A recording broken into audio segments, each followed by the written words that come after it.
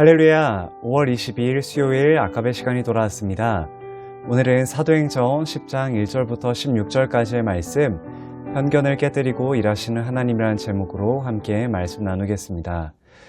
사도행전 10장은 유대인 중심으로 전파되던 복음이 본격적으로 이방인에게도 전달되는 전환점이라고 할 수 있습니다.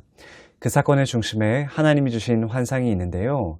전체 이방 선교를 주도할 바울의 회심에 앞서서 하나님께서는 이방인 고넬료의 회심을 통해 이방 선교의 문을 열기 시작하셨습니다. 오늘 말씀은 가이사랴 지방에 거주하고 있던 고넬료라는 사람을 소개하고 있습니다. 당시에 가이사랴 지방은 이스라엘을 다스리는 로마 총독부가 있던 곳이었습니다. 이곳에는 고넬료라는 사람이 살고 있었는데 그는 이탈리아 사람, 당시 로마의 군인이었습니다. 그는 백부장, 100명을 다스리는 위치에 있었던 군인이었는데요. 이와 같은 사실은 그가 당시 유대 사회에서 상당히 지위가 높은 인물이었다는 것을 우리에게 말해줍니다. 그리고 성경은 고넬료가 어떤 인물이었는지에 대해 2절에서 이렇게 평가하고 있습니다.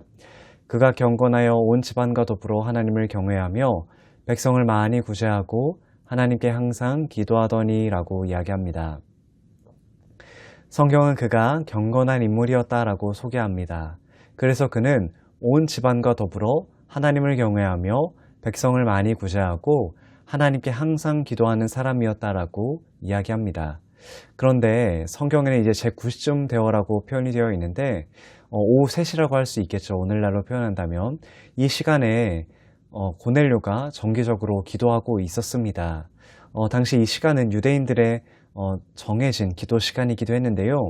이렇게 고넬료가 기도하고 있던 시간에 하늘의 사자가 고넬료를 부르기 시작했습니다. 그리고 천사는 4절에서 이렇게 이야기합니다. 고넬료가 주목하여 보고 두려워 이르되 주여 무슨 일이니이까? 천사가 이르되 내 기도와 구제가 하나님 앞에 상달되어 기억하신 바가 되었으니라고 이야기합니다. 천사는 고넬료에게 내가 하나님께 드린 기도와 어려운 사람들을 도운 구제가 하나님께로 올라가서 하나님께서 이것들을 기억하고 계신다라고 말해 주었습니다.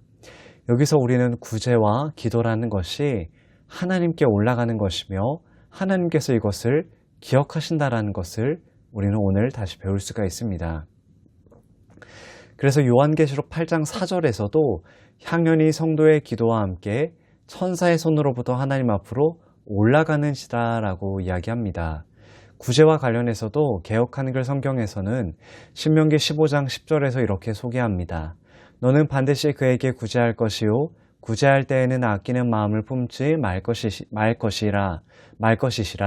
이로 인하여 내 하나님 여호와께서 내 범사와 내 손으로 하는 바에 내게 복을 주시리라 라고 이야기합니다. 이처럼 우리는 기도와 어려운 이웃을 돕는 구제는 하나님께로 올라가는 것이며 하나님께서 기억하시고 이것을 기뻐하신다라는 것을 우리는 배울 수 있습니다.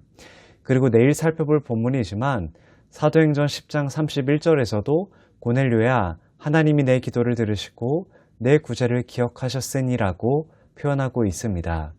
이처럼 고넬료는 항상 기도하고 많은 구제를 한다라는 성경의 평가를 받는 인물이었습니다. 그리고 천사는 이에 더해서 사람들을 요빠에 보내어 베드로를 집으로 초대하라라는 이야기를 합니다. 고넬료는 천사의 말을 듣고는 온전히 순종하는 모습을 보여줍니다. 베드로를 초대해야 하는 이유와 의도는 알 수 없었지만 그는 이 천사의 말을 듣고는 단순하게 순종하는 모습을 보여주고 있습니다. 그리고 베드로를 자신의 집에 초대하기 위해 하인 2명과 부하 1명을 지체 없이 바로 보내는 모습 또한 우리는 확인할 수가 있습니다. 당시 베드로는 무두장이 시몬의 집에 거하고 있었습니다. 이 무두장이는 죽은 동물이나 부정한 동물의 가죽을 다루는 직업이었습니다. 유대인의 율법에 따르면 부정한 직업이었습니다. 그런데 베드로는 이곳에 머물고 있었습니다. 그는 기도하려고 무두장이의 집의 옥상으로 올라가려고 했는데 그 시각은 제6시 곧 정오였습니다. 이때 베드로의 눈앞에 하늘이 열리고 그릇이 내려오기 시작했습니다. 이 그릇을 살펴보니까 보자기 같은 것으로 포장되어서 내려오고 있었는데 그 안에는 뭐가 있었냐면 갖가지 4발 달린 짐승들, 땅에 기는 것, 공중에 나는 것들이 있었습니다. 그리고 하늘에서 베드로에게 소리가 들리기 시작했습니다. 베드로야, 일어나서 이것들을 잡아먹으라. 그런데 배가 고픈 베드로가 이것을 먹었을까요? 아니요, 먹지 않았습니다. 그 이유는 베드로가 봤을 때 이 보자기 안에 있는 동물들은 구약 성경에 먹지 말라고 한 동물이었기 때문이었습니다. 그러니까 베드로의 눈에 보이는 동물들은 부정한 동물들, 하나님이 먹지 말라고 한 동물이었다라는 것입니다. 그래서 베드로는 이와 같은 음성에 이렇게 대답했습니다. 14절인데요. 베드로가 이르되 주여 그럴 수 없나이다. 속되고 깨끗하지 아니한 것을 내가 결코 먹지 아니하였나이다 한데 라고 이야기합니다. 베드로는 이와 같은 환상을 보고는 단호하게 거절했습니다. 그런데 하늘에서 다시 소리가 들기 시작했습니다. 본문 15절인데요. 또 두 번째 소리가 있으되 하나님께서 깨끗하게 하신 것을 내가 속되다 하지 말라 하더라 라고 이야기합니다. 하나님께서 깨끗하게 하신 것을 베드로 내가 더럽다라고 하지 말라라는 소리가 들렸다라는 것입니다. 이 일이 3번이나 베드로에게 일어났다라는 것입니다. 이처럼 하나님께서는 환상을 통해 베드로가 유대인으로서 오래전부터 가지고 있던 편견인 이방인은 속되다라는 것을 깨뜨리고자 하셨습니다. 이방인 고넬료의 회심보다 먼저 더욱 필요했던 것은 베드로의 변화였기 때문이었습니다. 우리가 목요일을 통해서 계속해서 살펴보겠지만 하나님께서는 이와 같은 환상을 통해 베드로의 오랜 편견을 깨뜨리시고 복음이 본격적으로 이방인에게도 전달될 수 있도록 베드로를 변화시키시고 역사하셨습니다.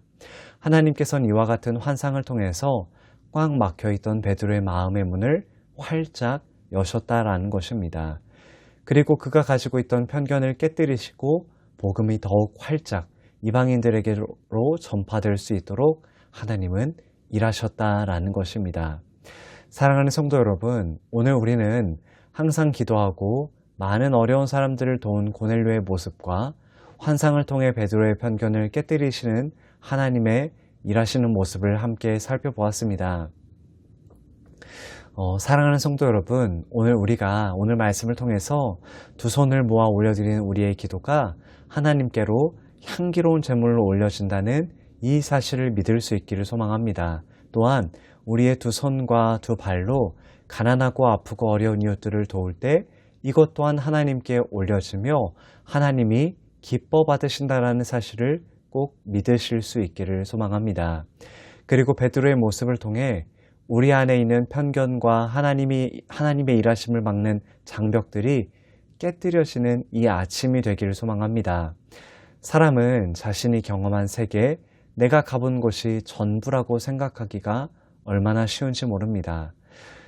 사랑하는 성도 여러분, 오늘 말씀을 통해서 내 안에 깨져야 할 편견이 무엇인지, 우리 안에 부서져야 할 장애물은 무엇인지, 우리 교회 안에 하나님께서 일하시는 것을 막는 것은 무엇인지를 한번 되돌아보는 이 아침의 시간이 되기를 소망합니다.